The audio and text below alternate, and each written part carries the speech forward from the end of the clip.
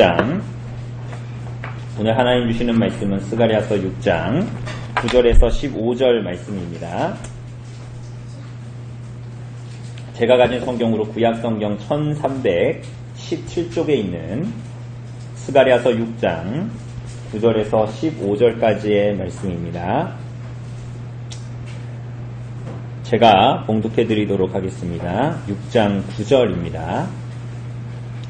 여호와의 말씀이 내게 임하여 이르시되 사로잡힌 자 가운데 바벨론에서부터 돌아와 헬데와 도비아와 여다야가 스바냐의 아들 요시야의 집에 들어갔나니 너는 이 날에 그 집에 들어가서 그들에게서 받되 은과 금을 받아 면류관을 만들어 여호사닥의 아들 대제사장 여호수아의 머리에 씌우고 말하여 이르기를 만군의 여호와께서 이같이 말씀하시되 보라 싹이라 이름하는 사람이 자기 곳에서 돋아나서 여호와의 전을 건축하리라.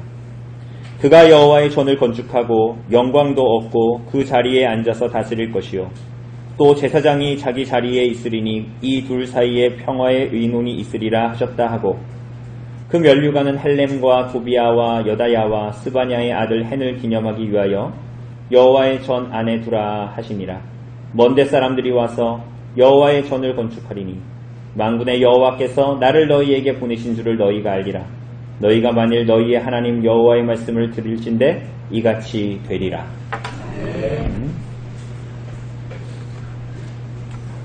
예, 여러분 그 말씀을 듣다가 추우면 에어컨을 끄십시오. 알아서 더우면 끄시고 자유롭게 이렇게 견디지 마시고요. 말씀을 듣기에 쾌적한 환경으로 만들어서 말씀에 집중하시기 바랍니다. 이 말씀을 굳이 드리는 이유는 오늘 이 말씀이 좀 어렵기 때문입니다. 오늘 어쨌거나 우리가 하나님 주시는 말씀에 좀 집중해서 하나님께 주시는 교훈을 얻으시기를 누리시기를 바랍니다. 오늘 사랑하는 여러분, 우리는 지난주까지 스가랴의 밤의 환상 8가지를 함께 봤습니다.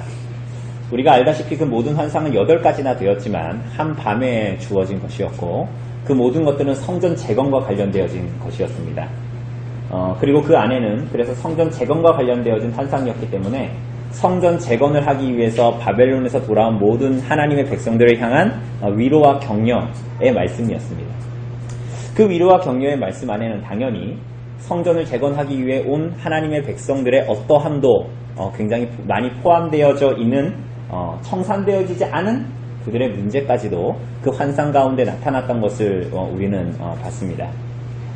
오늘은 이 8가지의 환상, 우리가 지난주까지 봤던 8가지의 환상 끝에 있는 어떤 한 상징적인 행동을 통해서 이 환상을 마무리하는 그런 내용들을 보게 될 겁니다. 이것은 그냥 상징적인 행동인데 오늘 본문에 나오는 것은 이것을 통해서 앞에서 8가지 환상에서 봤던 성전 재건의 의미가 대체 뭐냐, 그리고 성전 재건을 함으로 말미암아 하나님께서 정말 하나님 백성들에게 주시고자 하는 것은 무엇인가 라는 그 모든 내용들을 보려고 합니다. 우리가 알다시피 구약에 보면 선지자들은 상징적인 행동을 통해서 하나님의 메시지를 전할 때가 많았습니다. 그죠? 여러분 혹시 기억나는 선지자 있습니까? 이사야 같은 경우에는 20년 동안 3년 동안 그 벗은 몸과 벗은 발로 다녀야 했습니다. 왜 그랬습니까? 애굽을 의지하려는, 열방을 의지하려는 이스라엘의 잘못을 이사야 선지자를 통해서 3년 동안 벗은 몸과 벗은 발로 다녀서 하나님의 메시지를 드러냈지요. 그죠? 이사야서 20장에 보면, 예레미야서 27장에 보면 우리가 올해 초에 읽었지만 예레미야는 목에 멍에를 맸습니다. 왜 그렇게 했습니까?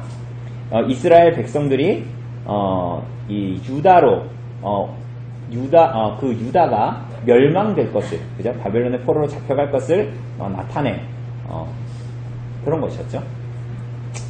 에스겔은 어떻습니까? 이 대선지서에 기록한 선지자들은 다 이런 상징적인 행동을 했는데 에스겔서에 보면 에스겔은 예루살렘 성벽을 뚫어가지고 짐을 날랐습니다. 이삿짐을 날랐죠. 왜 그렇게 했습니까? 예루살렘이 멸망을 하고 이스라엘 백성들이 다 바벨론의 포로로 잡혀갈 것을 상징적인 행동으로 나타냈습니다. 오늘 본문에서도 이 스가랴는 어떤 상징적인 어떤 한 행동을 하게 됩니다. 그게 뭐죠? 내용을 보면 짧은 본문이기 때문에 10절과 11절을 보면 헬데, 도비야, 여다야, 좀 특이한 이름들이죠. 이 사람들이 나타납니다. 그런데 이 사람들에게 무엇을 받으라고 해요?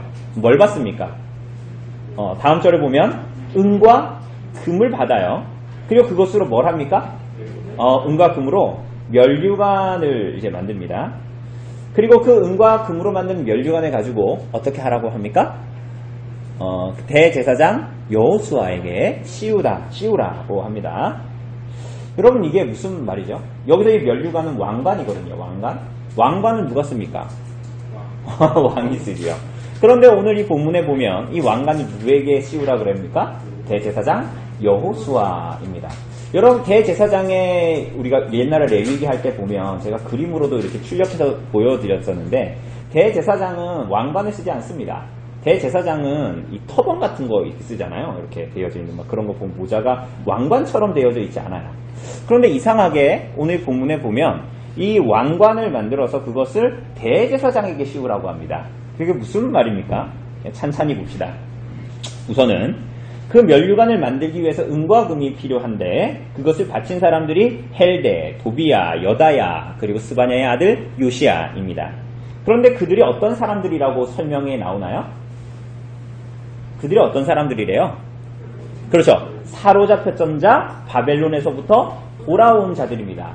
그래서 아마도 이들을 보면 이 에스라서 7장에 보면 바벨론의 예루살렘으로 돌아가지 않고 바벨론에 여전히 거주하고 있었던 사람들이 성전 재건을 위해서 은과 금을 모아서 유대 땅으로 가지고 가도록 위임한 레위인이나 제사장들이 나타납니다. 실제로 이 도비야와 여다야 같은 이름들은 에스라서 2장에도 나타납니다. 그리고 이 사람들의 이름은 레위 자손들 혹은 제사장의 가문을 나타낼 때 이 이름들이 사용되고요.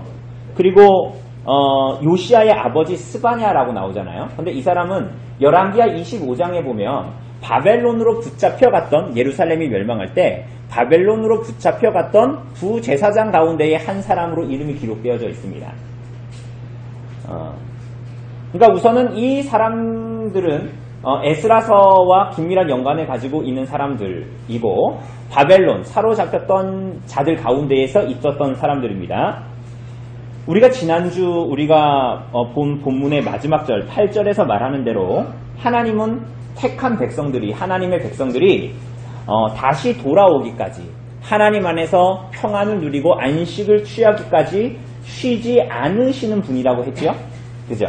그런 면으로 봤을 때 오늘 이어지는 9절과 10절과 11절의 이 말씀 이들이 귀환했다라는 이 말씀은 그들이 귀환하지 않은 그 바벨론의 포로로 잡혀 있었던 이스라엘 백성들 가운데에 예루살렘으로 돌아가지 않고 있었던 사람들 중에 좀 열심 있고 특심 있는 어떤 사람들이다라는 것을 말하는 것이 아니라 우리가 6장 8절에서 본 대로 하나님의 백성들이 돌아오기까지 안식하지 아니하시는 하나님의 열심이 이들을 돌아오게 하셨다라는 것을 말하는 것입니다.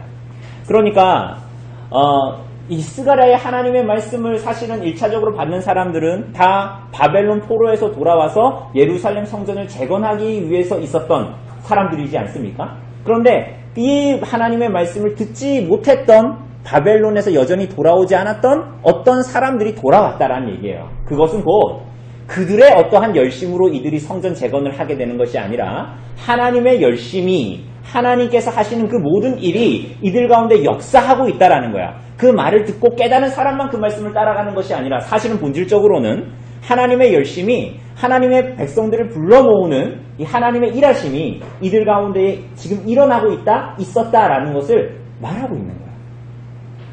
사랑하는 여러분, 그렇게 바벨론 포로에서 돌아온 사람들이 뭘 했다고요? 은과 금을 내놓았습니다. 에스라서에 보면, 에스라서 7장에 보면 이 은과 금을 모아서 그들에게 전달하는 이유가 있어요. 그게 뭐냐면 성전 재건에 도움되라고. 그죠? 우리 옛날에 갑자기 IMF 그럴 때 보면 금 모으기 이런 거 했잖아요. 마치 그런 것처럼 은과 금을 내가 가지 않았지만 예루살렘 성전을 재건하는데 보탬이 되라고 은과 금을 보낸 거거든요. 그런데 그 면류가 그 은과 금으로 성전을 재건하는 데 사용하는 것이 아니라 뭐에 사용합니까? 스가랴가 면류관과 왕관을 만듭니다. 그 면류관이라는 것은 이 직분, 그 면류관을 쓰는 직분의 영광스러움, 존귀함 이런 것들을 상징하는 것입니다. 그런데 여기서 특이한 것은 뭐냐면 이 면류관이 하나인 것 같아요? 두 개인 것 같아요? 한글로 보면은 몇 개예요? 이 면류관을 만들어 보니까 하나예요? 두 개예요? 하나죠.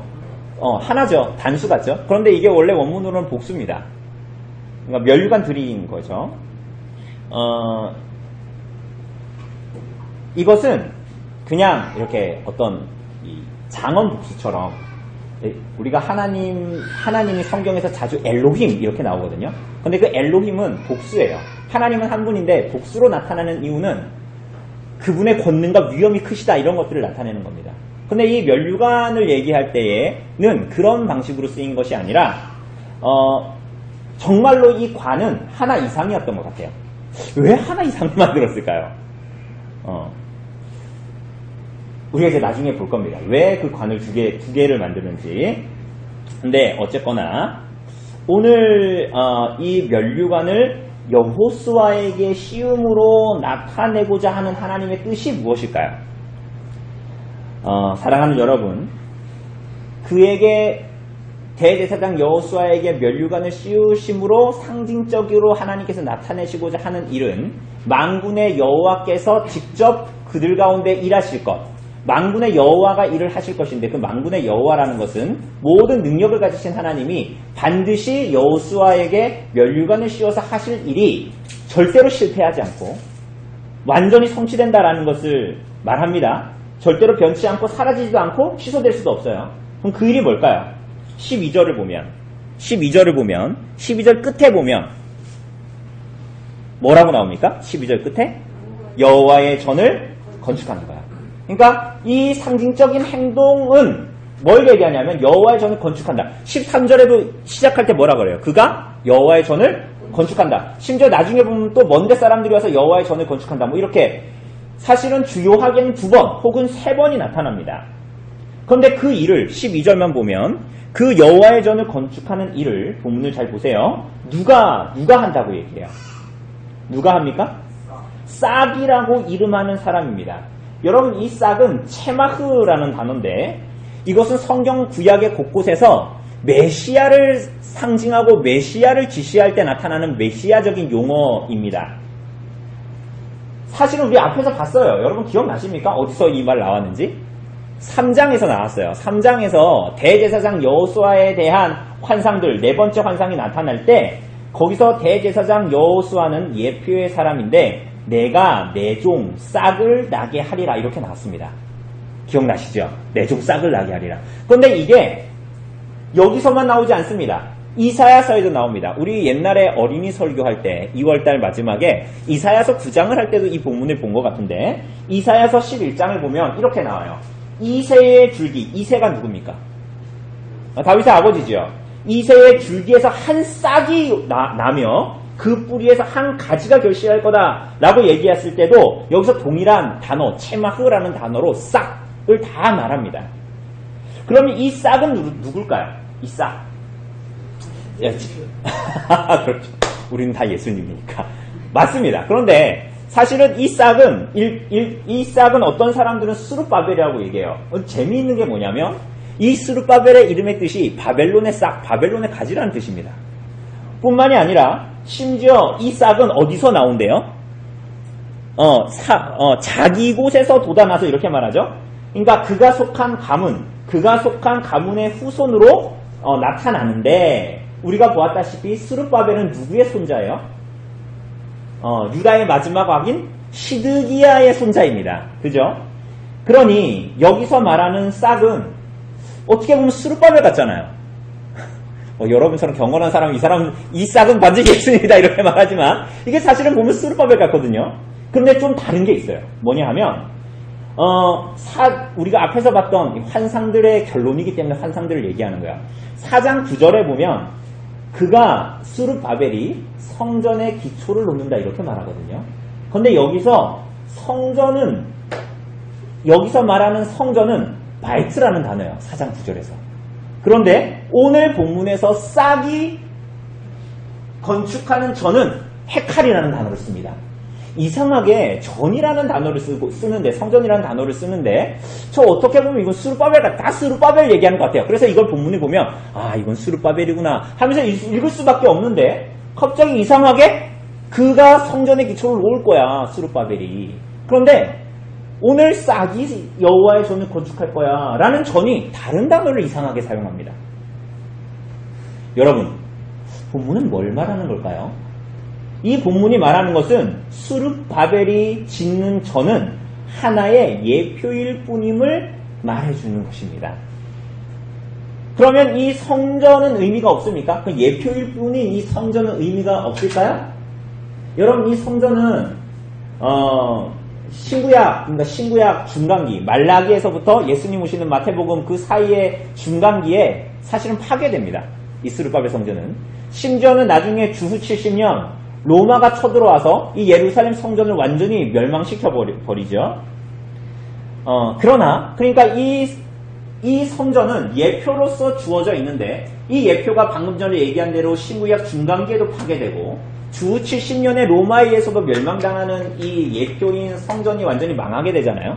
그런데 이것은 이러한 외견적인 성전의 실패와 망함은 오히려 예표는 그래서 없다, 예표가 상징하는 것은 다 사라진다, 그런 의미가 아니라 그것이 예표일 뿐이라는 것을 정확하게 보여주는 것입니다. 그리고 예표가 사라지는 것은 결국은 그 예표가 보여주고 있는 본질이 무엇이냐에 집중하게 만들죠. 그것이 무엇입니까? 13절을 보면, 이어지는 13절을 보면 다시 여호와의 전을 건축할 것이다 라고 말씀하십니다. 싹이 할 일은 여호와의 전을 건축하는 일, 여호와의 전, 성전, 그것이 의미하는 바처럼 그 백성들 가운데에 하나님께서 임재하게 하시겠다라는 일이에요. 여기서 이해되십니까? 성전의 의미, 성막의 의미, 이스라엘 백성들이 성전 전에 성막이 있었는데 이 광야에서 행진을 할 때, 그리고 행진하다가 쉴 때 어떻게 했어요? 그냥 막 중구난방으로 텐트 친 게 아니죠. 가운데 뭐가 있었어요? 성막이 있고 이스라엘 12지파들이 셋씩 동서남북으로 나눴죠. 그것은 뭘 의미하는 것입니까? 하나님의 백성들 가운데 하나님께서 임재하신다라는 상징입니다. 그죠? 그들과 함께 교제하시고 그들을 보호하시고 동행하신다라는 상징입니다. 그 성막의 상징을 그대로 성전도 가지고 있지요. 그런데 그 싹이 할 일이 뭐냐면 이 여호와의 성전을 완성시키겠다라는 거예요.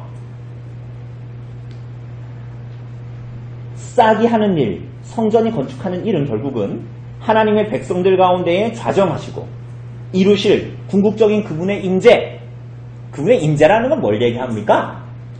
그분이 통치하시겠다는 거예요. 그 백성들을 통치하시고 그들과 함께 교제하고 그들과 모든 것을 나누고, 그래서 회복된 교회, 공동체, 세상을 지시하는 것이 성전의 완성입니다. 그럼 이런 일이 어떻게 가능할까요? 이런 일이 어떻게 가능할 것 같아요? 여러분, 성전이 어떻게 하나님 백성들 가운데 있게 됐죠? 여러분 기억나십니까? 성전이 어떻게 하나님의 백성들 가운데에 이렇게 있게 됐습니까? 다윗이 왕이 되고 나서 사무엘 하에 보면 그가 뭐라 그래요? 내가 이렇게 아름다운 궁전에 사니 내가 뭘 하겠다? 하나님을 향한 뭘 하겠다? 주님께서 거할 집을 짓겠다 그래요. 그러니까 하나님이 뭐라고 하십니까? 열왕기하 7장 13절을 보면 오히려 그런 다윗에게 하나님께서 내가 너에게 집을 주겠다 이렇게 얘기합니다. 너에게 집을 주겠다. 다윗이 근데 집이 있어요, 없어요? 집이 있잖아요. 왕궁이 있잖아요. 근데 집을 주겠다고 하나님께서 다윗에게 그러시죠? 그 집은 뭐예요? 건물이 아닙니다. 건물이 아니에요. 그 집은 뭐예요? 다윗 왕가의 후손을 통해서 세우실 왕가를 말합니다. 왕조를 말합니다. 그래서 그 왕조를 세우시는데 그 왕조가 어떨 거라고 말씀하세요? 그냥 한 100년 유지된다 이렇게 말씀하십니까? 그 왕조가 영원할 거다라고, 영원히 지속될 거라고 말씀을 하십니다. 하나님의 약속은 변해요, 안 변해요? 안 변하죠. 그래서 우리가 열왕기를 통해서 지금도 보고 있는 것처럼, 근데 그 왕조가 계속 굳건하게 계속 서 있습니까? 그 왕들이 다 타락하고 왕조가 퇴락해 가죠. 그죠? 근데 그런데도 선지자들은 그 시대 때마다 나타나서 무슨 얘기를 합니까? 다윗과 같은 통치자가 나타날 거다. 그날을 기대해라. 이런 얘기들을 계속 선지자들이 하잖아요. 왜 그런 얘기를 할까요? 지금 눈앞에서 그 왕조가 다 망해가는데요. 사무엘하 23장 5절에 보면 하나님께서 다윗과 맺은 언약이 영원한 언약이다 라고 말합니다. 무슨 언약이라고요? 영원한 언약이에요. 하나님께서 약속하신 언약은, 하나님의 백성들을 향해서 약속하신 언약은 영원해요. 정말로 하나님은 그 백성들과 영원히 함께 하실 것이고, 여러분과 함께 여러분과 저에게 영원히 임재하실 것이고, 하나님은 우리와 동행하실 것이고, 우리를 다스리실 것입니다. 하나님은 그렇게 그들과 영원한 언약을 맺으셔서 그들의 성벽이 언제나 하나님 앞에 있고, 하나님의 손바닥에 새겨진 그들의 이름이 항상 하나님 앞에 있고, 그래서 이사야가 말하는 대로 혹시 그 어미가 그 자녀를 잊어도, 그러지 않겠지만 그 어미가 자녀를 잊을지라도 하나님은 절대로 하나님의 백성들을 잊을 수가 없어요. 왜요? 하나님의 영원한 언약 때문이에요. 그래서 그 약속하신 다윗의 후손 이새의 줄기에서 난 싹 한 가지가 나타나는데, 그 싹은 여호와의 전을 건축할 것이고, 그 일은 반드시 성취될 것이고, 그 전은 스룹바벨이 지은 것과 다를 것입니다. 그런데 이것은 우리가 환상 가운데도 반복해서 보아왔는데, 이 일을 하시는 그의 신분이 독특해요. 이 싹의 신분이 독특합니다. 13절을 보면, 여러분 좀 어려운 내용이기 때문에 13절은 좀 읽어볼게요. 같이 읽겠습니다. 시작. 그가 여호와의 전을 하고 영광도 얻고 그 자리에 앉아서 다스릴 것이요, 또 제사장이 자기 자리에 있으리니 이 둘 사이에 하나의 의논이 있을까 하고. 무슨 말입니까? 한글로 틀림없이 써져 있는데요. 이게 무슨 얘기인지 잘 모르겠어요. 자리에 앉아서 다스린다. 여러분, 자리에 앉아서 다스린다라는 것은 왕이 하는 일이에요. 왕이 자리에 앉아 다스리겠다는 건 보좌에 앉아서 다스리는 왕을 상징합니다. 그런데 왕인데 그런데 또 제사장이 자기 자리에 있다? 이렇게 말하잖아요. 그죠? 그 자리에 앉아서 다스릴 것이요, 또 제사장이 자기 자리에 있으리니, 그 이후에는 더 이상해요. 이 둘 사이에 평화의 의문이 있다. 여러분, 이 본문을 조금 쉽게 번역하자면, 그 앞부분, 자기 자리에 앉아 다스릴 것이요, 또 제사장이 자기 자리에 있으리니 라는 말을 조금 쉽게 말하자면 요 얘기입니다. 잘 들어보세요. 싹이 그의 보좌 위에 앉은 제사장일 것이다. 싹 있잖아요. 지금 이게 주어가 싹이에요. 싹. 그죠? 왜냐하면 여호와의 성전을 건축하는 자가 그잖아요. 그 13절에 보면. 근데 그는 누구예요? 12절에서 말한 그 싹이에요. 싹. 그러니까 이걸 쉽게 번역하면 이거예요. 싹이 그의 보좌 위에 앉은 제사장일 것이다. 제가 보좌 위에 앉는 게 뭐라고 했어요? 왕이잖아요. 그런데 싹이 그의 보좌 위에 앉은 제사장이다. 싹이 뭐라는 거야? 왕이고 제사장이다. 우리는 문득 이러면 드는 생각이 있어요. 우선 구약에 정통한 여러분들, 사사기, 룻기, 사무엘사나 역대기, 지금 마지막을 달리고 있는 여러분들은 딱 생각이 날 거예요. 뭐예요? 왕이면 왕이고 제사장이면 제사장인지 그걸 겸할 수 있어요, 없어요? 없어요. 그걸 겸하려 했던 사람이 누구예요? 사울, 우시야, 이런 사람들 다 나병 걸리고 저주받은 인생을 살다가 죽었어요. 맞죠? 그런데 왜 이상하게 이런 얘기를 할까요? 그런데 이때 번뜩 구약을 아는 여러분들은 생각나는 사람이 있습니다. 그게 누구예요? 왕이요 제사장이었던 사람 누굽니까? 멜기세덱입니다. 창세기 14장에 아브라함에게 나타난 그분은 심지어 어떤 왕이라고 표현돼요? 살렘 왕입니다. 살렘이 뭐예요? 샬롬 평안의 왕입니다. 살렘의 왕이요 지극히 높으신 하나님의 제사장이에요. 그런데 이 사람은 히브리서 7장에도 나옵니다. 그는 의의 왕입니다. 살렘 왕이고 곧 평강의 왕입니다. 그래서 이어서 이렇게 말해요. 히브리서 7장에 보면 이렇게 말해요. 그는, 여러분 춥습니까? 괜찮죠? 집중이 못하실까봐. 여기가 중요한 부분이거든요. 여러분, 그는 하나님의 아들과 닮아서 항상 제사장으로 있느니라. 이렇게 얘기해요. 자, 멜기세덱이 왕이요 제사장이래요. 그런데 그가 누구를 닮았대요? 하나님의 아들을 닮아서 제사장으로 있다라는 말은 멜기세덱이 앞섰다라는 거예요? 하나님의 아들 예수가 앞섰다라는 거예요? 예수님이 앞섰으니까 하나님의 아들을 닮았을 거 아닙니까?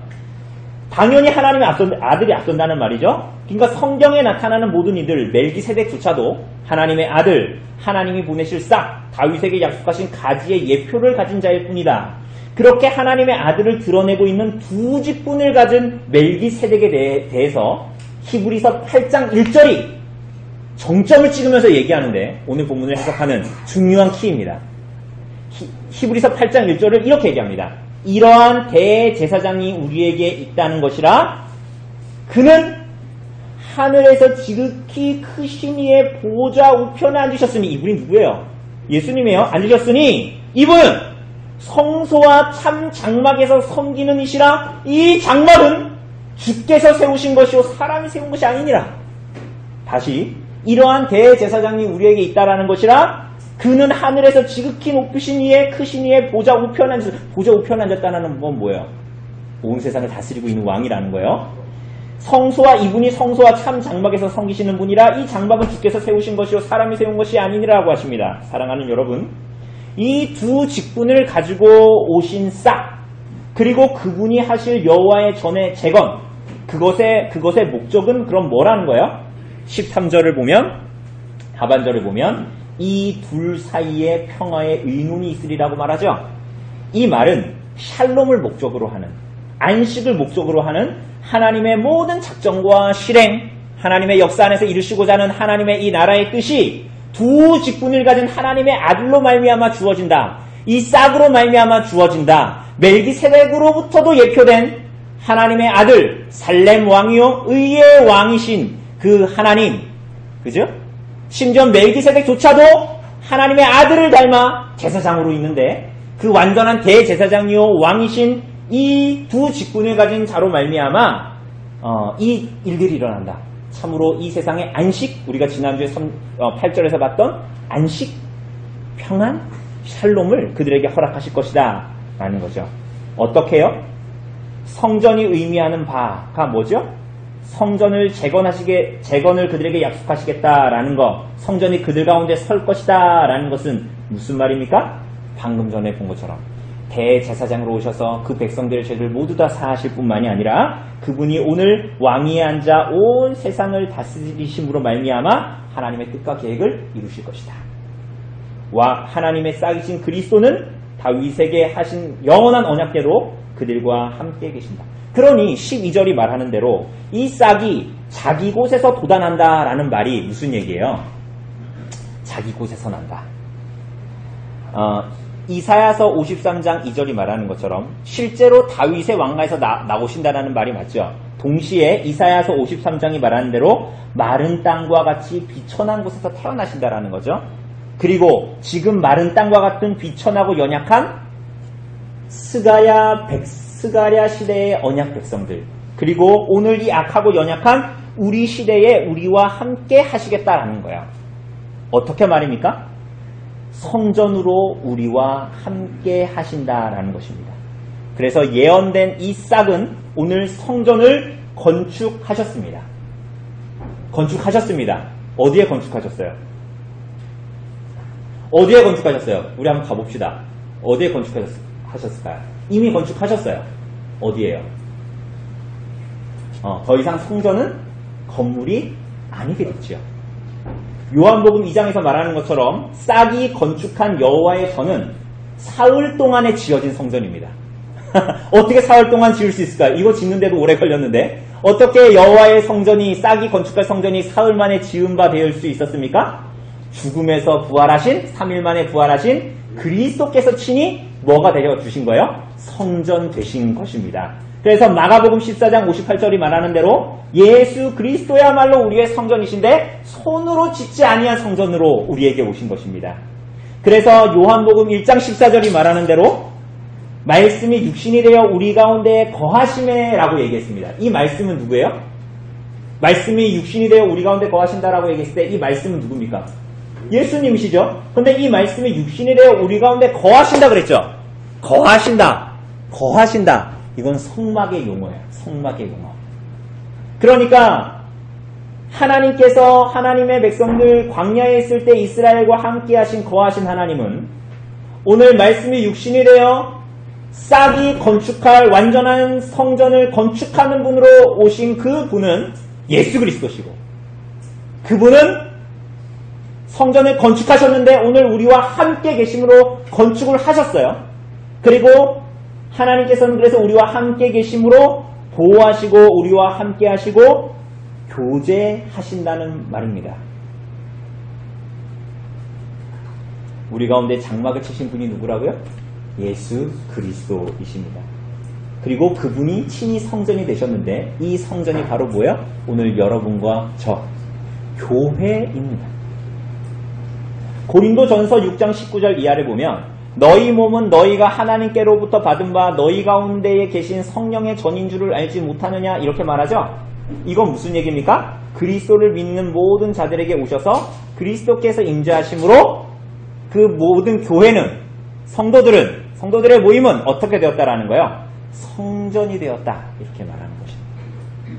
사랑하는 여러분, 우리가 오늘 이 자리로 부름을 받은 것입니다. 우리가 있는 바로 이곳이 그리스도로 말미암아 부름을 받은 오늘 우리 가운데에 누가 함께 하십니까? 하나님께서 함께 하십니다. 그죠? 하나님이 함께 하나님의 은혜를 맛보고 하나님을 경험하기 위해서 기도원에 가는 게 아닙니다. 여러분, 바로 그리스도의 이름으로 모인 이곳에 약속되어져 있어요. 하나님께서 임재하시겠다. 그죠? 그리고 이제 우리를 그분의 성전 삼아 우리와 함께 하시겠다라는 것입니다. 오늘 그리스도로 말미암은 언약 가운데에 우리들이 함께 모여있는 이곳이 바로 그분이 지으신 성전입니다. 그리고 오늘 이곳에 그분이 임마누엘 하시겠다라고 약속하셨습니다. 함께 하시겠다라는 것이죠. 오늘 이곳이 크신 하나님이 계신 곳입니다. 그죠? 하나님은 이미 그 약속하신 성전을 그렇게 이루셨고 건축하셨습니다. 그렇죠? 그래서 우리가 오늘 성전으로 함께 있는 것입니다. 그런데 동시에 하나님은 그 일을 오늘도 성전으로 건축하는 일을 오늘도 우리 가운데에 이루고 계십니다. 그죠? 성전을 건축하셨어요. 그리스도로.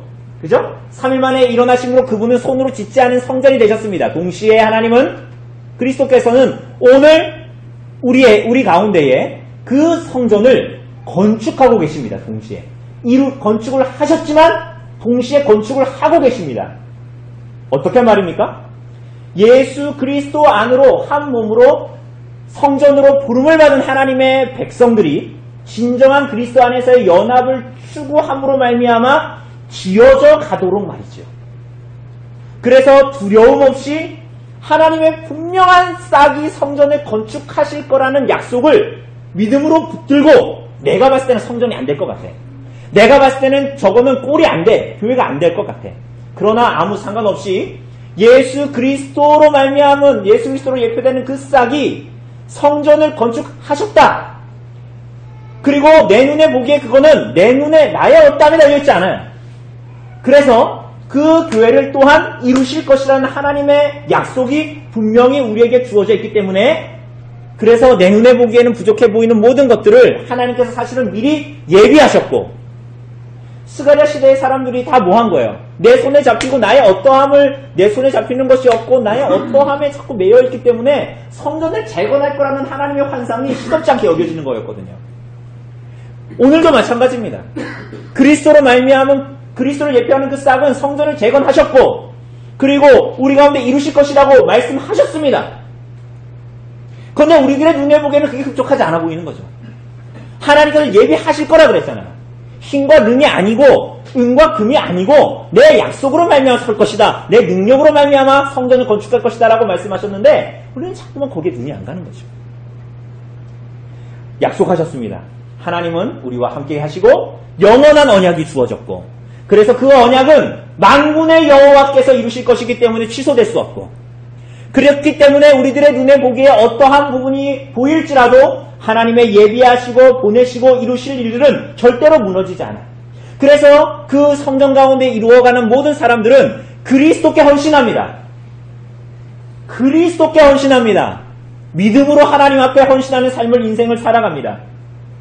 그렇게 성취된 성전을 이루어지고 건축된 성전 안에서 성전으로 이루어져 가도록 우리를 부르신 것입니다.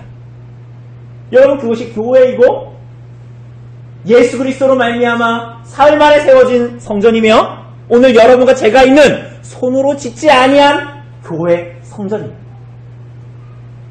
사랑하는 여러분, 그러면 그분은 대제사장이라는 이 여호수아라는 예표를 통해서 나타나셨는데 왜 그에게 관을 씌웠을까요? 왕에게 씌우는 걸? 여러분, 그 스가랴서 3장에 보면 대제사장 여호수아가 나타나는데 그 가운데에 나타나신 하나님은 이 땅의 모든 죄악을 하루 만에 제거하실 분으로 나타났습니다. 기억하십니까? 하루 만에 죄악을 제거하실 분으로 나타났습니다. 그런데 그 분이 오늘 그 여호수아를 동일하게 등장을 시키면서 대제사장이잖아요. 그를 다시 등장시키면서 그에게 면류관을 씌운다라는 것은 그리스도는 우리의 죄만을 사해 주실 뿐만이 아니라 우리를 보좌에 앉아 다스리시는 분으로 우리 가운데 계시다라는 것입니다. 그죠? 너무 당연한 얘기를 하죠. 그래서 우리는 그분을 뭐라고 부릅니까? 구주라고 부릅니다. 구주 예수 그리스도라고 부릅니다. 그죠? 그분은 성전을 건축하신 구세주이시며 동시에 그 성전을 다스리시는 주인이십니다. 이것은 다르게 얘기하면 이런 거예요. 성전을 건축하신 예수 그리스도, 그래서 성전 안으로 부름받은 여러분과 저는 그분을 대제사장으로 생각하죠. 구속자로 생각합니다. 믿습니다. 그죠? 그런데 동시에 성전 안에 그렇게 거하게 된 자들은 마치 대제사장 여호수아에게 왕의 면류관을 씌운 것과 같이 그분의 다스림을 받기를 소원하게 됩니다. 다르게 얘기하면 그분이 우리들의 왕이 되기를 소원하게 됩니다.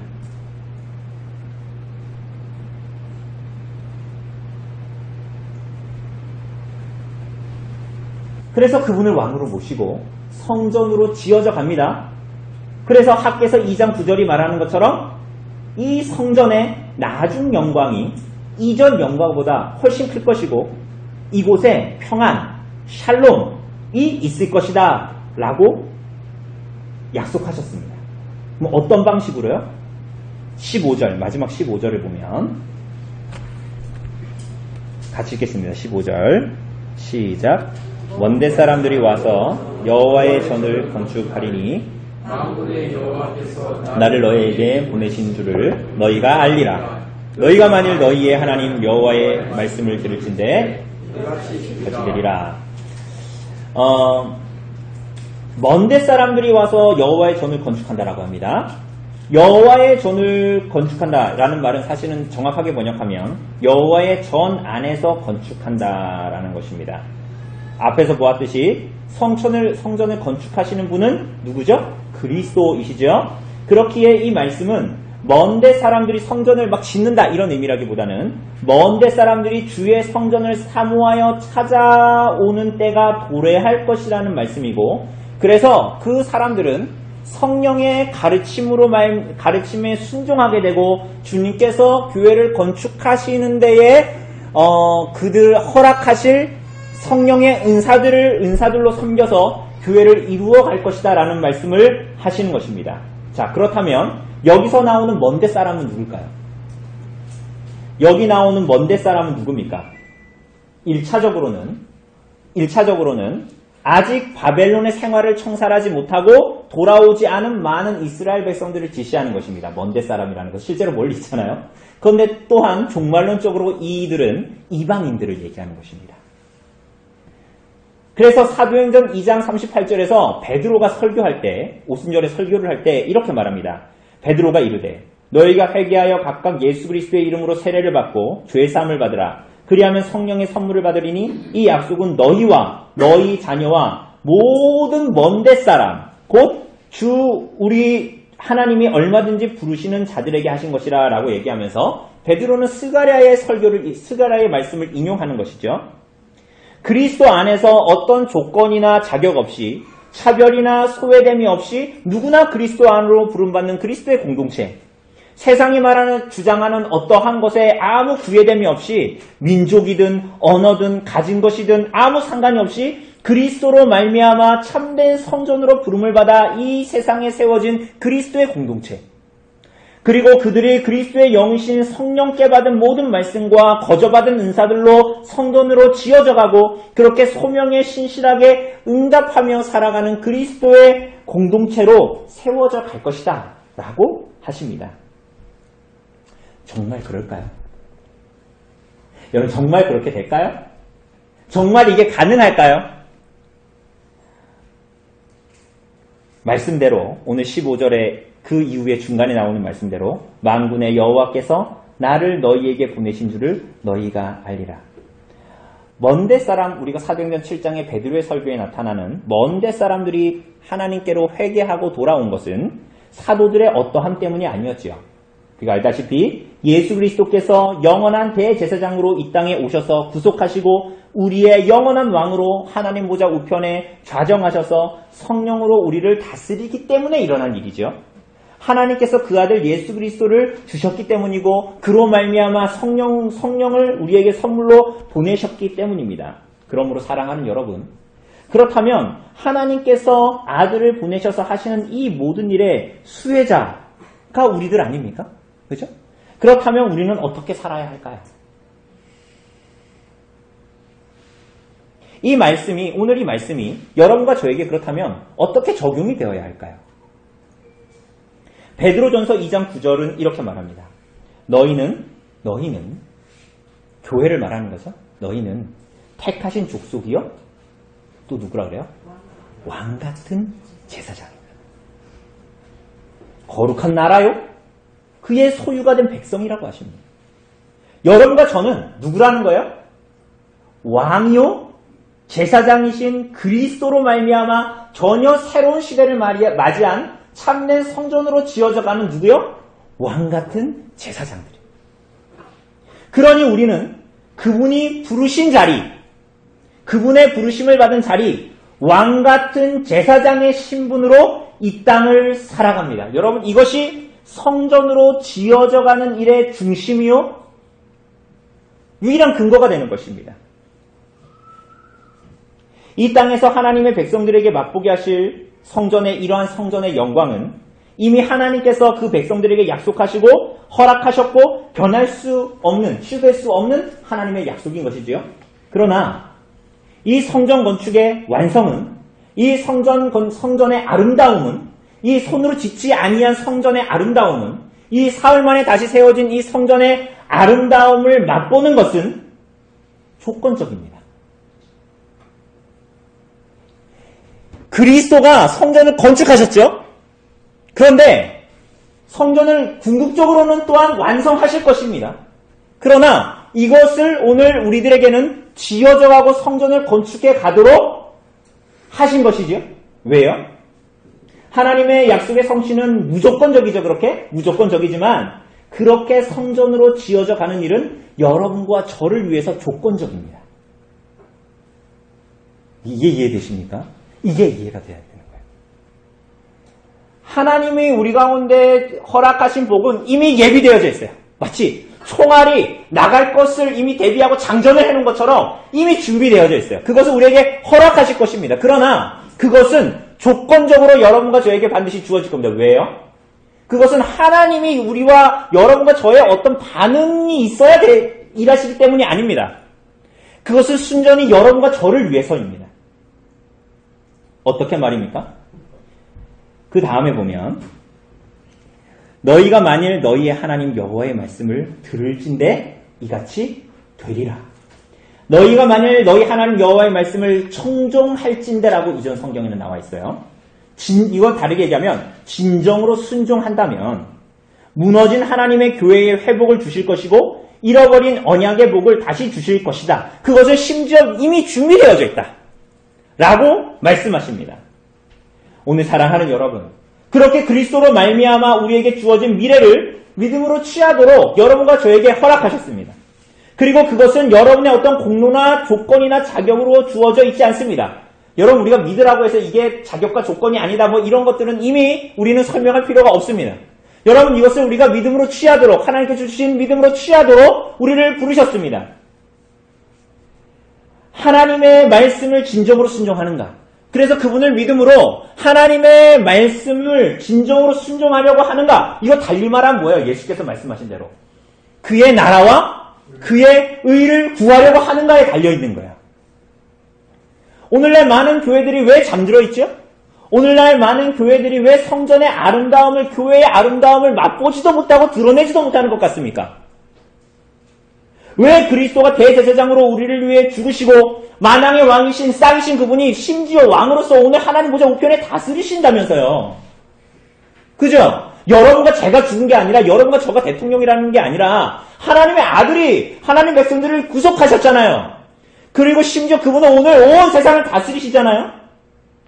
그런데 우리는 왜 여전히 우리 안에 하나님 안에서의 샬롬, 평안, 안식, 먼 데 사람들이 와서 누구든지 그리스도의 교회 안에서 샬롬을 누리는 그 일들이 왜 우리에게는 요원한 일일까요?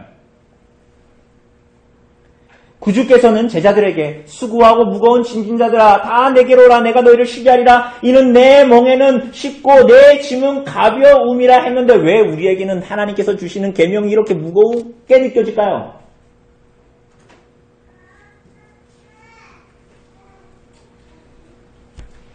예수님이 여러분과 저의 죄를 사해 주신 대제사장인 건 알겠는데 그분이 구세해 준 건 알겠는데 주인이라는 것을 받지 못하겠는 거예요.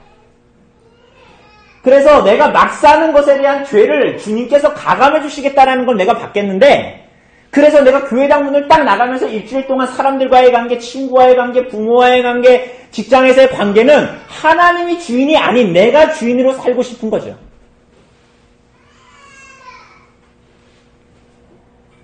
여러분, 그러한 불신앙으로 말미암아 먼 데 사람들이 와도 성전으로 지어져 가는 일에 동참하지 못하고 떠나는 것은 아닐까요?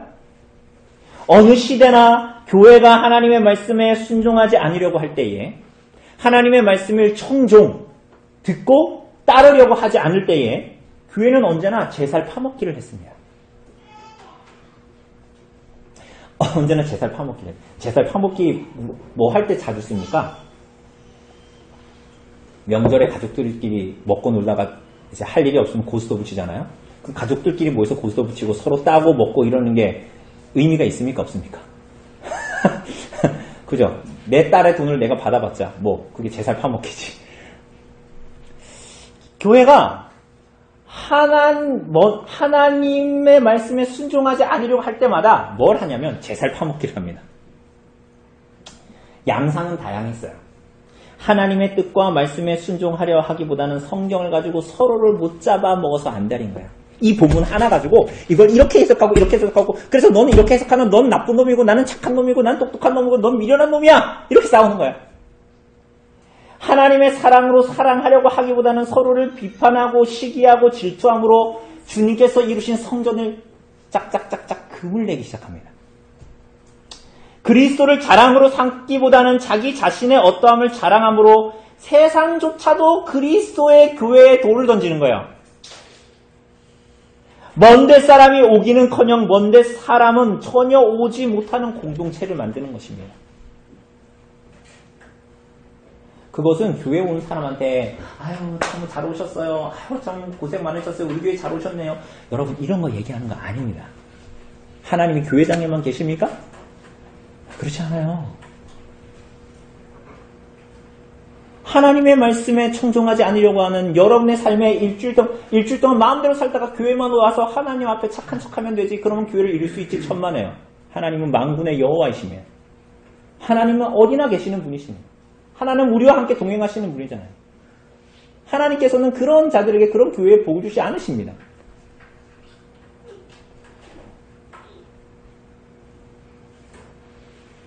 우리는 하나님이 내 죄를 구속해 주신 건 알겠어. 그래서 내가 천국에 가는데 천국에 갈 동안 나는 이 세상에서는 죄를 짓고 살래. 그분이 나의 주인인 건 인정하지 못하겠어. 라면서 이 땅을 살기 때문에 여전히 먼데 사람들이 하나님을 찾고 하나님께 나와 성전으로 지어져 가지 못하는 전혀 오지 못하는 공동체를 만드는 것은 아닙니까? 사랑하는 여러분, 그렇게 하면 안 됩니다.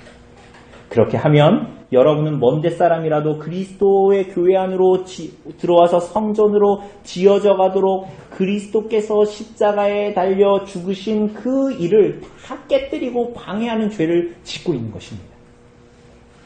우리는 어떤 자라도 그리스도의 교회 안으로 들어와 지어져 가도록 부름을 받은 소명을 받은 자들로 오늘 이곳에 성전으로 교회로 존재하고 있습니다.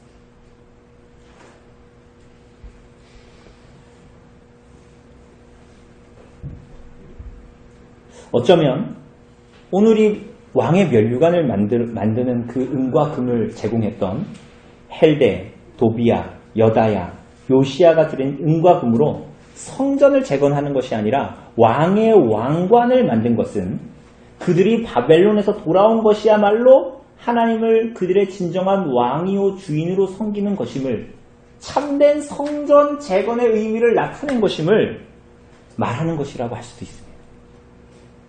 그리고 그 일은 사도행전 2장의 베드로의 설교에서 나타난 죄악된 삶을 회개하고 돌이켜 그리스도의 이름으로 세례를 받고 성령의 선물을 받은 모든 먼데 사람이 열방이 돌아오게 될 온 우주적인 하나님의 성전 재건의 예표요, 전조로 나타났던 것이죠.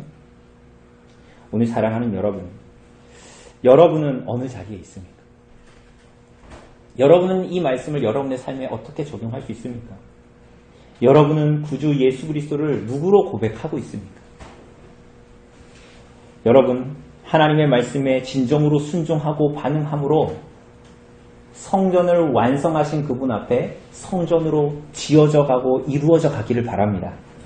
그리스도의 교회를 통해서 이루시고자 하는 그 영원한 영광스러운 사역에 동참하십시오. 어떤 시대라고 해도 여러분 그 모든 것들을 다 합해도 만군의 여호와께서 행하시는 일을 막을 수는 없을 것입니다. 다만 그 모든 일을 그분을 사랑하고 그분을 좇고 진정으로 그분의 말씀을 듣기를 소원하는 신실한 자들의 순종을 통해 하나님은 일하실 것입니다. 그것은 분명한 사실입니다. 하나님은 그런 자들에게 복 주십니다. 성전 안에서 지어져 가는 복을 주십니다. 그래서 그 사람은 주의 말씀을 들어 성령으로 말미암아 성경에 능하게 됩니다. 하나님의 위대하심과 거룩하심을 목격하고 그분의 손 아래에서 살아가기를 즐거워합니다.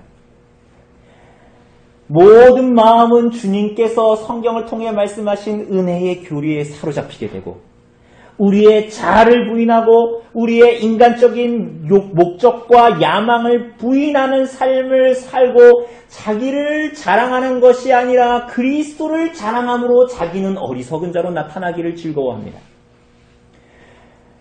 거짓과 비난을 기꺼이 받고 수고하고 비난받기를 감내합니다.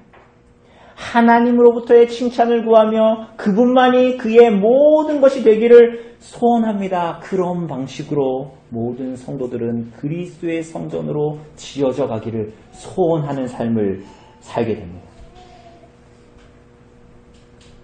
오늘 사랑하는 여러분, 하나님의 말씀을 전심으로 듣고 따르시기를 바랍니다. 계명을 따라 선택하고 판단하고 사십시오. 영원한 왕이요 제사장이신 그리스도로 말미암아 여러분은 왕같은 제사장이 되었습니다. 신분이 변화됐습니다.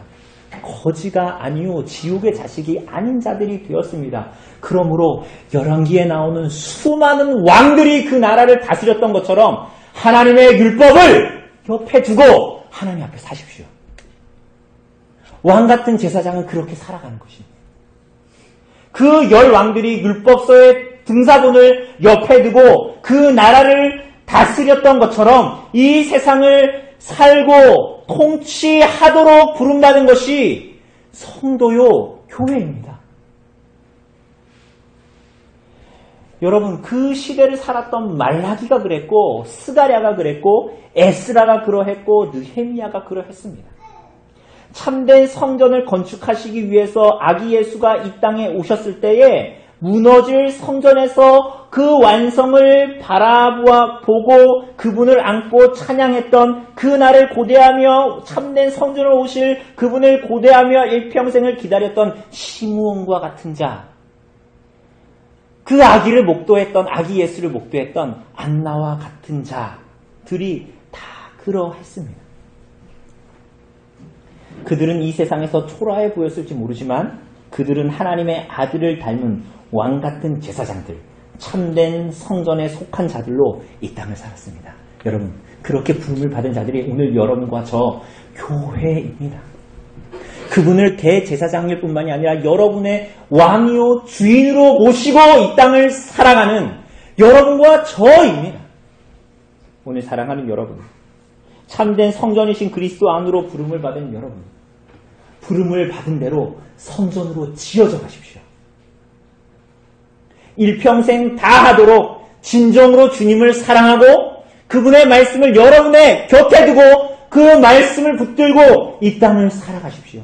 그래서 그분의 말씀을 사랑하고 따르고 순종하는 것이 진심이고 그분이 주시는 멍에가 쉽고 가벼움을 고백하는 이 땅에서의 인생을 살아가시기를 바랍니다. 여러분, 그것이 복된 인생이고 그리스도 안에서 하나님께서 우리들의 상급이 되는 인생이고 그것이 영원한 상급을 취하는 인생인 것입니다.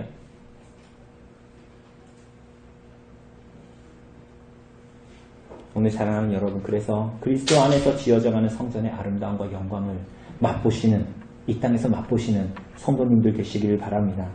교회의 아름다움, 영광, 존귀함을 맛보며 성전으로 지어져가고 세워가는 일에 동참하는 복이 오늘 성령으로 말미암아 오늘 여러분에게, 우리 교회에 있기를 간절히 바랍니다. 우리 시간 잠시 좀 기도합시다.